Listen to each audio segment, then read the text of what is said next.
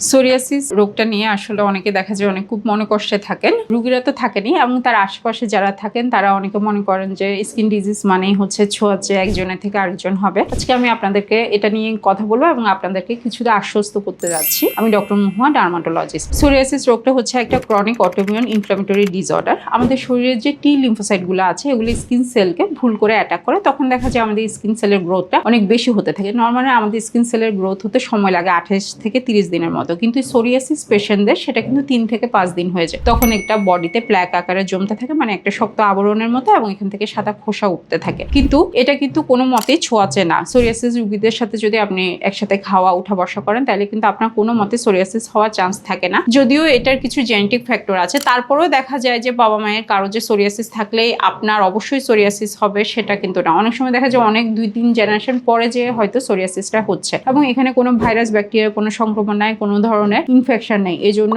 Psoriasis রোগীর সাথে যদি আপনি মিশতে অস্বাচ্ছন্দ্য বোধ করেন তাহলে আজকে থেকে বলবো যে এটা নিয়ে আসলে ভাবার কিছুই নাই। সোরিয়াসিস পেশেন্ট ওরা এমনিতেই সবসময় যেহেতু একটা ক্রনিক ডিজিজ অনেক মনোকষ্টে থাকে, তারপরে যদি আমরা তাদেরকে এটা ছোঁয়াচে রোগ বলে আমাদের কাছ থেকে আলাদা করে ফেলতে চাই তাহলে কিন্তু এটা